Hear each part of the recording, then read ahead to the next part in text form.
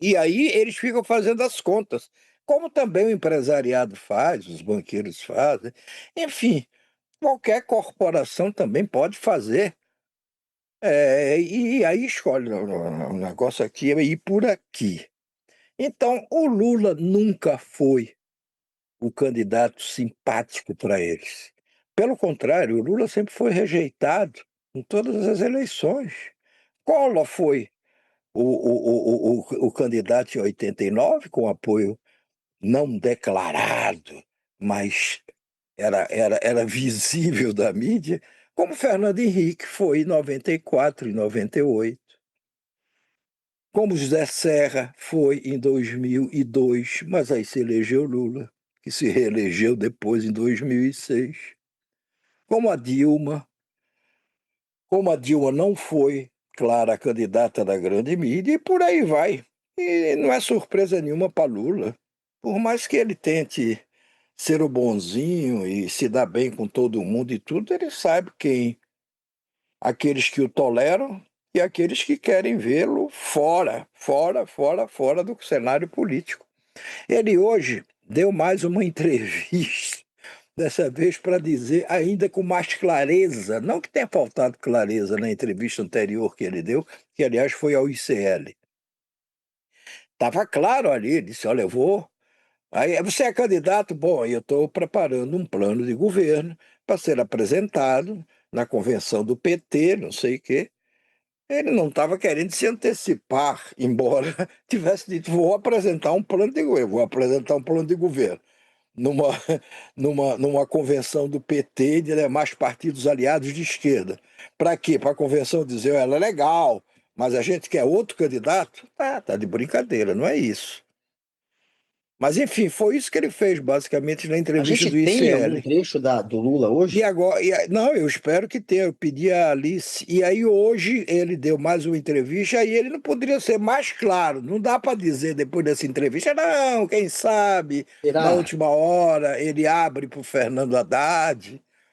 Solta aí o Lula dizendo de novo que é candidato, Alice. Como eu já fui vítima muitas vezes, eu tive uma conversa muito séria. Não dá pra gente admitir mais esse tipo de sacanagem. O que que eu disse, sabe, Não, nessa Alice, discussão? Alice, esse Falei, pedaço aí não é isso, Alice, esse pedaço aí é ele falando do PowerPointer que a Ah, ele Globo deu News bronca. apresentou. Ele disse que deu Eu bronca quero o pedaço na onde Globo. ele diz que é candidato. um compromisso Tem moral, no. ético, eu diria até cristão, não permitir que um Aqui. fascista volte ao governo. Se você analisar o mercado da Faria Lima, eles sempre vão querer outro candidato. Porque eles não querem política de inclusão social. Eles querem política para pagar a taxa de juros deles. E eu quero fazer política de inclusão social. Então a gente vai ter sempre uma divergência. Muita divergência. Bom, isso aí foi o que ele disse de mais direto sobre a eleição dele, a candidatura dele, porque eu estou vendo aqui um pedaço onde ele diz: "Ah, não, é esse dos fascistas mesmo, eles não podem voltar". Sobre a candidatura, ele disse mais alguma coisa, Alice? Ou é só esse pedaço? Tá, e sobre a Faria Lima também é só esse pedaço? Tá, mas ele falou também sobre o combate às facções do primeiro comando da capital, do Aí Comando ele deu uma Vermelho, alfinetada no e Trump, disse, porque e disse, nós temos, não, tem várias outras coisas que ele disse aqui, nós temos certeza do que significa o PCC e o Comando Vermelho. Cadê esse pedaço? O senhor tem receio que os Estados Unidos queiram interferir na eleição brasileira agora em outubro? Olha, deixa eu te falar uma coisa. Receio eu não tenho. Eu acho que ele me ajudaria muito se ele fizesse isso. O que eu tenho acompanhado, agora mesmo o vice dele foi na Hungria fazer candidato o Orbán. Deu mensagem do Trump dando um palpite na eleição de Honduras, na eleição da Costa Rica, na eleição... Você vê o que eu acho absurdo. É uma intromissão sem precedente na soberania de um país. Aqui, ele ainda não fez, mas os meus adversários têm um filho lá, sabe, que foi pedir pro Trump intervir no Brasil. Seu ex-camisa 10, é isso, né? Tem o filho pedindo faz uma intervenção americana aqui no Brasil. Sabe, eu não tenho receio, Com sinceramente. relação a transformar o Isso, PCC e CV isso não me tira. Não tira o sono. Não me Presidente, tira o sono. organizações narcoterroristas, isso causa preocupação de uma intervenção aqui? Não, não causa. Não causa porque, veja, nós temos clareza do que significa o PCC, o Comando Vermelho. Isso está tipificado na legislação brasileira. E nós vamos enfrentar essa gente. Nós aprovamos agora a lei antifacção, sabe, que vai nos permitir ter uma atuação muito mais poderosa para tentar destruir, sabe, essas organizações. Essa é uma guerra que é nossa. Essa guerra não é dos Estados Unidos. Ele fala também, Guga e Alice, e estou dando tempo à Alice para descobrir enquanto a gente fala. Ele fala também sobre o PowerPoint que a Globo News apresentou um dia desse, ligando a ele, colocando ele ali com destaque nesse gráfico, como, como talvez a figura principal do gráfico, ligada às todas as demais figuras, e aquilo ali tinha a ver com o caso do Banco PowerPoint que virou Master. piada. PowerPoint colocava o Lula e o PT ao lado do Vorcaro. Não tinha Bolsonaro, não tinha Vorcaro, você quer dizer o Daniel Vorcaro Daniel do Banco Vorcaro, Master, Banco né? Master, o dono Aham. do banco que fraudou via investimentos, o erário deu um golpe bilionário e colocaram o Lula. Não tem nada a ver com o Lula, nem com o PT a história, mas enfim, E aí ele virou falou piada. também, E o Lula foi lá e deu uma patada, foi isso, né? foi isso, cadê a patada do Lula, Como ô eu já fui Alice? vítima muitas vezes, eu tive uma conversa muito séria. Não dá para a gente admitir mais esse tipo de sacanagem. O que eu disse, sabe, nessa discussão? Falei, é importante que a gente tenha muita responsabilidade daqui para frente. A gente não pode aceitar mais essas falcatruas, essas sacanagens. Sabe, vamos fazer o jogo da verdade. Eu jamais vou pedir para um jornalista roubar, jamais eu vou pedir para a Folha, para o Estadão, para a Bandeirantes, jamais eu vou pedir, fale bem de mim. Eu não falo nada. Seja livre. Fale mal, mas fale a verdade. Não invente história. É, é o mínimo que se pode pedir a um jornalista, né? Ou a uma empresa de comunicação, o que seja. Aliás, a gente sempre se apresenta, olha, nós somos imparciais. Eu sempre disse que jornalista, né, ou empresa jornalística não é imparcial, ela precisa ser honesta. Se ela for honesta, sim. Imparcial não, sabe por quê? Por uma razão muito simples.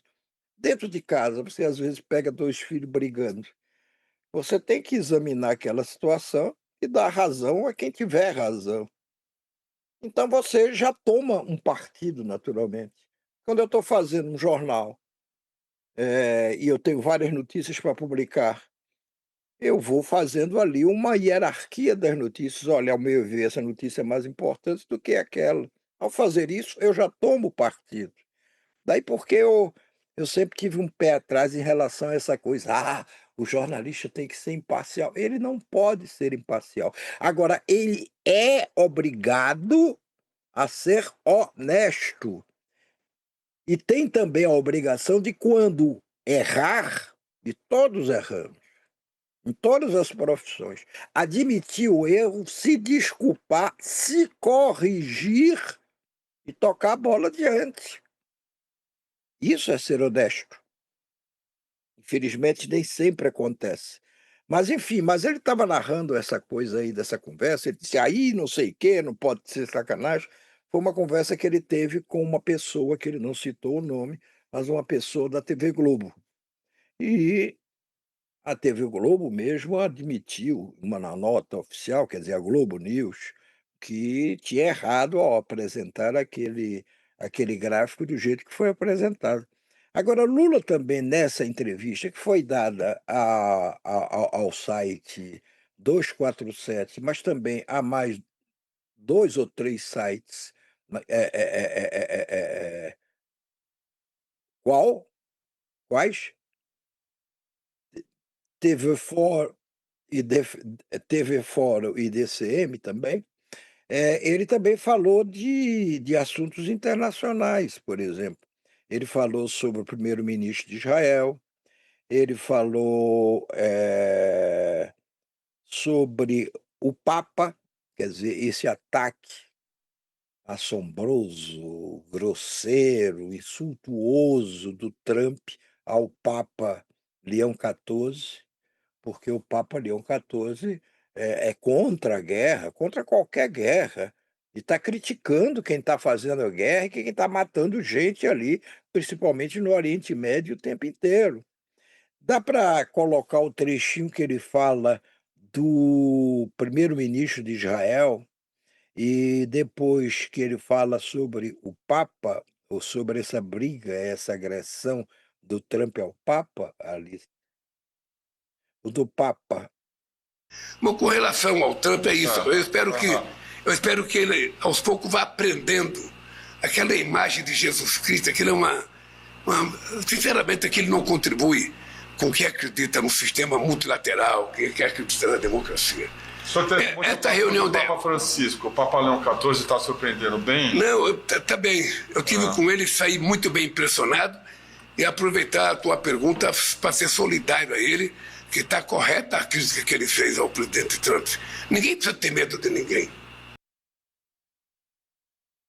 Pois é, foi o que o Papa disse, porque o Trump resolveu desacatá-lo e também resolveu postar um meme. A gente tem esse meme aí, ali, se você podia mostrar, porque a gente mostrou ontem, dele, Trump, fantasiado de Jesus Cristo, como se ele estivesse ali abençoando ou tentando curar doentes. E isso pegou tão mal para Trump, num país que tem uma grande parcela dos católicos. Olha aí o que é que ele fez. Até o meme, ele lá, que ele teve que tirar, teve que apagar essa imagem. Agora, como é possível um presidente de um grande país fazer uma coisa dessa e não se dá conta que ultrapassou todas as linhas de convivência, de civilização, do que fosse, traçadas ou invisíveis ou visíveis ou ali à frente dele. Não é possível. É por isso que tanta gente nos Estados Unidos diz que o Trump não está muito bem das suas faculdades mentais. Ele não está muito bem da cabeça dele. Não só pessoas, políticos dos dois partidos. Os republicanos não falam isso com tanta frequência e morrem de medo do Trump. Mas os democratas já falam, vem cá, como é possível? Não se disse lá que o Joe Biden, o presidente que o Trump derrotou e que tinha derrotado o Trump antes, ele estava senil, o Biden estava senil? Por isso que ele desistiu até da candidatura dele na última eleição presidencial americana, porque realmente ele não estava bem. Teve debates públicos, televisionados, onde ele aparecia dizendo coisa que não juntava com a coisa anterior que ele tinha dito. Aí ele foi removido às pressas dali, lançado às pressas a candidatura da vice dele, a Kamala Harris, e o Trump se elegeu. Há uma profunda desconfiança de que isso está acontecendo com Trump. Isso não pode ser só excesso de histrionismo. Isso não pode ser só rendição a um mundo que precisa de imagens, que vivem disso, que adoram uma fake news. Não pode ser, não é normal. Não é normal fazer e dizer, olha, eu vou pegar agora, eu vou tomar qual foi o país que ele ameaçou tomar lá na Europa?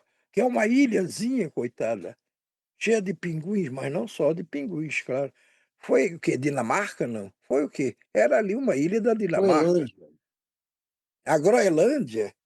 Vou lá tomar a Groenlândia. pertence à Dinamarca. Pois é. Então ele queria tomar. Não é normal. Isso não pode acontecer. Não é assim que se faz, não é assim que se governa. Não, mas é Trump, ele é um gênio.